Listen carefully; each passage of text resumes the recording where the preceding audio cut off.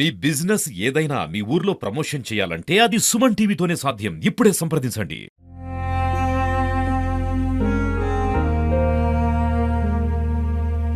పొక్కులు పొడిచినాయని కళ్ళల్లో కాచరాకు ఏమో పిండితే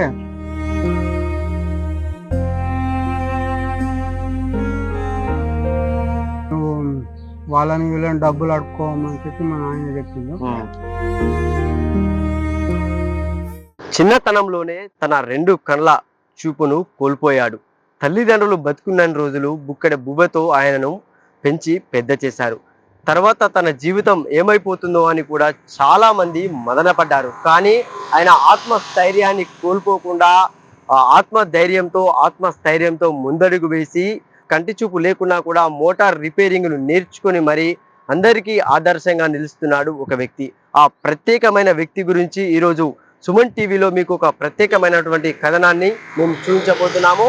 భీమదేవరపల్లి మండలం మాణిక్యపూర్ గ్రామానికి చెందినటువంటి చింతల రాజయ్య అనే వ్యక్తి దాదాపుగా తన 4వ ఏటనే 2 కళ్ళ చూపును కూడా కోల్పోవడం జరిగింది. అప్పటి నుండి ఇప్పటి వరకు కూడా ఆత్మస్థైర్యంతో బతుకుతూ అందరికీ ఆదర్శంగా నిలుస్తున్నాడు. ఇదే కథనాన్ని సుమన్ టీవీ ప్రత్యేక కథనంలో చూద్దాం.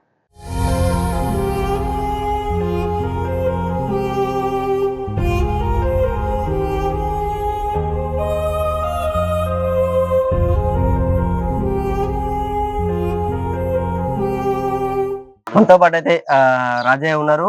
అంటే చెప్పండి రాజయ్య గారు, అంటే అసలు మీరు ఈ మోటార్ వైండింగ్ కానీ ఈ బాయిలర్లో దిగడం కానీ ఎట్లా నేర్చుకున్నారు? అసలు మీకు అంధత్వం అనేది అసలు ఎప్పుడు వచ్చింది? అసలు నాకు అంధత్వం నేను బుద్ధి నిర్వహించాలిగానే వచ్చింది. మా నాయన మా అవ్వ పేదవాళ్ళే. వాళ్ళు అప్పుడు దవాఖానాలలో తింటే అంత స్తోమత వాళ్ళ దగ్గర లేదు. లేకపోతే మా చిన్నాయనకు నాకు ఒక్కసారి వచ్చింది కళ్ళు. వస్తే వాళ్ళ అవ్వ ఏదో చేసింది. మా అవ్వ పొక్కులు పొడిచినాయని కళ్ళల్లో కాచరాకు ఏమో పిండితే ఈ కన్ను ఇది గుడ్డ వచ్చిపోయింది, ఇది కాయగాచిపోయింది. కాయగాచిపోయినాక కొంచెం ఇక అప్పుడు మాకు ఆర్థికంగా లేకుంటే మా అన్న కొడుకు వరంగల్ ఉంటాడు.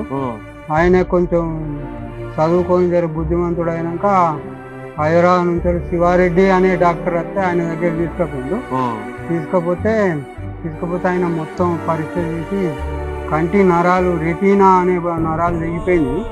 ఈయన బతుకులు ఇంతే, ఏం చేసినా ఇంతే అని మా అవ్వకు మా నాయన చెప్పగానే మా అవ్వ మా నాయన రంజిపడ్డా, నేను కూడా రంజిపడ్డ తర్వాత ఎత్తా బిడ్డ మరి నువ్వు నేను బస్ స్టాండ్ ఇడిచిపెట్టా, మళ్ళా 2 రోజులకు వచ్చి తీసుకొచ్చుకుంటా, నువ్వు వాళ్ళని వీళ్ళని డబ్బులు అడుక్కోమని చెప్పి మా నాయన చెప్పిండు. అది ఎన్ని సంవత్సరాలు అప్పుడు? అప్పటికి 8 ఏళ్ళు ఉంటా. అయినాక నేను ఇక అదే మనసులో పెట్టుకొని నేను అడుక్కొని నేను తినన్నా మా అవ్వ మా నాయన ఉండగా నాకు ఇది ఎంత ఎందుకు వచ్చిన కర్మ, ఇది ఎందుకు బతుకురా దేవుడా అని కొన్ని రోజులు కుందాపన పెట్టుకుని ఉన్నాక మా చిన్న ఆయన కానీ వీళ్ళందరూ మాకు దోస్తులే. ఏమైతే తీరా ఏమో పోతుంది, వాళ్ళు ఉన్నంతసేపు నీకేం లేదురా, వాళ్ళ మీ అవ్వయ్య చేస్తారా అని అంటే మా అయ్యవ్వ చచ్చిపోయేదాక కూడా నన్ను సాధిండు. వాళ్ళు సాధిన తర్వాత ఇక నేను చిన్నగా అంతకు ముందే మా అవ్వ మా నాయన ఉన్నప్పుడే కరెంటు దేవుడి అనేది మా ఊళ్ళో ఉండే. ఆయన ఉంటే మా మోటారే పిడి చేస్తా అంటే చెక్కకు పాన పెట్టిస్తే పట్టుకోమంటే నాకు పట్టుకోరాకపోతే ఒక దెబ్బ కొట్టిండు. దెబ్బ కొట్టి ఆ 4 నట్లను నాతోనే చేయించినాక అప్పటి నుండి ఇక పని అయినా నేను మోటార్ నడుస్తా అంటే ముందటి బేరింగ్ పోయిందా వెనక బేరింగ్ పోయిందా సౌండ్ బట్టి ఏర్పాటు చేస్తా, మోటార్ మీదికి తీస్తా, మోటార్ ఇప్పుతా, ఈ సమానం వేయిందని చెప్పినాక పోదాం రమ్మంటే హుజురాబాద్ పోతా. హుజురాబాద్కి అక్కడ మాకు ఎరుకున్న చెట్లు ఉన్నారు, రామస్వామి అని పోతే ఇంకో పూర్ణ చందర్ అని ఇంకో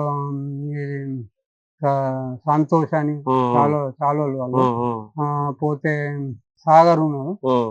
ఆ సాయం తీసుకొని పోతే వాళ్ళు కూడా నాకు 150 200 ఉమ్. పని తీరు కాబట్టి వాళ్ళు కూడా నాకు ఇచ్చేది. అంటే ఇప్పుడు నువ్వు ఈ పని అంటే చాలా మంది ఇప్పుడు కళ్ళు ఉన్నోళ్ళు చాలా మంది మోటార్ వైండింగ్ చేస్తారు, మోటార్ బేరింగ్ చేస్తారు, ఫుట్ వాళ్ళు పోయినా కూడా అది ఏం ప్రాబ్లం అనేది చెప్తారు. అంటే నీకు ఎట్లా తెలుస్తాయి అవన్నీ? అంటే అది నాకు ఏందని? చెవులే ముందడి బేరింగ్ పోతేను అని చప్పుడు వస్తాయి, వెనుక బేరింగ్ పోతేను మోటార్ వత్తికని పోయి అని మొత్తుకుంటా. ఇక నీళ్ళు దిగిపోతానే అంటే ఇటు బంద్ చేసుకొని అటు నీళ్ళు దిగిపోతాయి. ఇక ఏదన్నా వైరు మోటార్లకి చూసిపోతే 2 పేసులు వస్తాయి అంటది. అన్నాక మోటార్ పోయిందని ఆ మోటార్ కాడికి దిగి ఆ కలెక్షన్ ఇప్పి మీద ఎక్కడైనా ఫెయిల్ అయిందా బుగ్గ పెట్టి చూడు అని నేను ఆన్నే ఉండి మూడు బుగ్గలు వస్తానంటే మళ్ళా కలెక్షన్ ఇచ్చి ఇక అది చేస్తే ఇక మోటార్ నడవకపోతే మోటార్ బస్ట్ అయిందని మీదికి తీస్తా. మీదికి తీసినాక కాలిపోయింది అనుకో, కాలిపోతే వైర్ అల్లరాదు, కంటి చూపు లేని వైర్ అల్లరాదు. ఇక బేరింగులు అయినా ఎత్తా, బురుష అయినా ఎత్తా. కానీ కాలిపోతే మాకు సంజయ్ రెడ్డి అని మాకు మా దోస్తే, ఆయనకు అప్పచెప్తే ఆయన కడతాడు. మళ్ళా కట్టి ఆయన కొంటే తెచ్చి కట్టి మళ్ళా మోటార్ పిడి చేసి బాయిలో దిగి మళ్ళా మోటార్ పైపులు పిడి చేసి ఏమి ఇస్తారో గింత ఇయ్యని కూడా నేను ఆ సమయంలో డిమాండ్ చేయ. వాళ్ళ దగ్గర ఎంత ఉంటే గంత ఇస్తారు. ఈ ఊరు ప్రజలు కూడా నేను నడుచుకుంటా పోతుంటే ఎవరైనా బండి ఎక్కించుకొచ్చి ఇంటికాడ దించిపోతారు. ఊరు కూడా నాకు సహకారం చేస్తాయి. నేను కూడా ఎవరు రమ్మన్నా పోతా, పని చేస్తా. నాకు గింత ఇయ్యాలి, గింత ఇస్తేనే వస్తా అనేది డిమాండ్ నాకేం లేదు. అంటే ఇప్పుడు ఆ బావిలలోకి దిగుతుంటావు కదా, అంటే ఆ బావిలలోకి దిగే తరుణంలో అంటే భయం కాదా? మరి ఇప్పుడు అందరు కళ్ళున్నోళ్ళేమో వెనక ముందు అయ్యి అడ్జస్ట్ ఉంటారు, మరి భయం కాదా నీకు? ఏం భయం? ఇక తాడేస్తారు, తాడేసి ఆసామి బావి చుట్టూ తిరిగి చూస్తాడు, తాడు మోటార్ కాడికి అందిందని చెప్తాడు, ఆ తాడు పట్టుకొని దిగుతా. అది నాకు భగవంతుడు ఇచ్చిన వరం. అంటే ఇప్పుడు నువ్వేమన్నా చదువుకున్నావా మరి అప్పటి రోజుల్లో? లేదు, పలక పట్టుకొని బడికి పోయే టైంలో మా చిన్న పలక పట్టుకొని బడికి పోయే టైంలో నాకు కళ్ళు పోయింది. అది అంటే ఇప్పుడు ఎట్లా మరి వంట పరిస్థితి కానీ అనుకుని ఎట్లా వండుకుంటా, కూర కూడా వండుకుంటా, అన్నం వండుకుంటా, గ్యాస్ మీద నీళ్ళు కాబెట్టుకుంటా, హీటర్ పెట్టి నీళ్ళు కాబెట్టుకుంటా. నాకు ఇంత పనులు మొత్తం చేసుకుంటా. నువ్వు కాళ్ళకు చెప్పులు లేకుండా నువ్వు అక్కడ మీరు పోయే తోల గాంధీనగర్ ఉన్నది కదా, ఆడ ఇడిచిపెట్టిపోతే మళ్ళీ ఇంటికి వస్తా. అక్కడ రోడ్డు మీద మెయిన్ రోడ్డు మీద ఇడిచిపెట్టినా కూడా ఇంటి దగ్గర నన్ను ఇంత దూరం ఎవరు నడవనియరు, కానీ ఎవరు నడవనియకుండా చూద్దాం అని చెప్పి మీరు ఆపేస్తే అక్కడి నుంచి ఇక్కడ దాకా ఇంటికి వస్తా.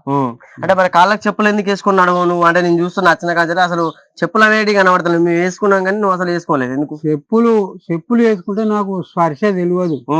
ఇప్పుడు మా బావ ఇంటికి పోవాలంటే కూడా బాగా గలమకు చక్కగా వచ్చిందా రాలేదా, మా చిన్న ఇంటికి పోవాలన్నా గానీ వాళ్ళ ఇల్లు వచ్చిందా రాలేదా అనేది చెప్పులు వేసుకుంటే తెలియదు.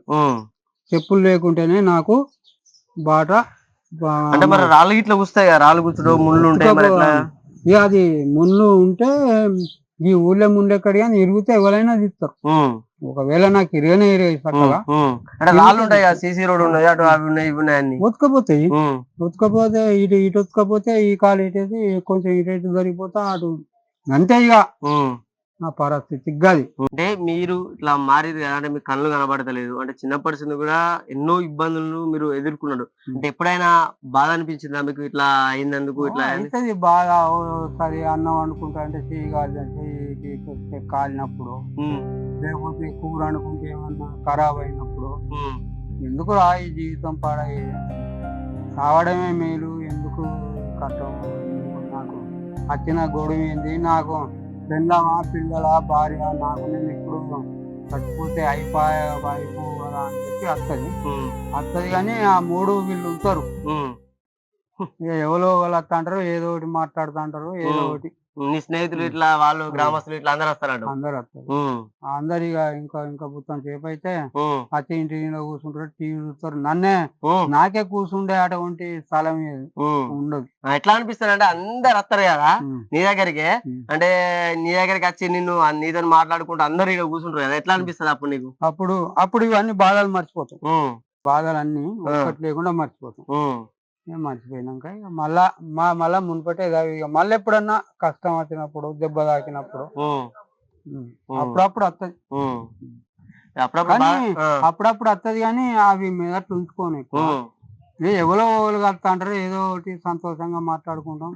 ఓ మా చిన్న ఆయన అయితే ఇక వచ్చిందంటే ఆయన నన్ను తిడతాడు, నేను వాడిని ఉమ్, అన్ని ఎక్కువ ఉమ్, ఎక్కువ మా చిన్న ఆయనతోనే పొద్దుపోతాడు. ఉమ్, ఉమ్, ఇక పోతే ఈయన మా బావ అనేటోడు బాగా బలిచిన ఉమ్, ఉమ్, ఏర్పడతలేదా ఆ, అని ఈయన ఒప్పడతాడు. ఉమ్, ఇక అట్టనే ఉమ్. ఇక వాళ్ళు అంటే ఈయన మా బాధను మర్చిపోతూ ఉంటాం అన్నట్టు ఇక. ఉమ్. ఉమ్.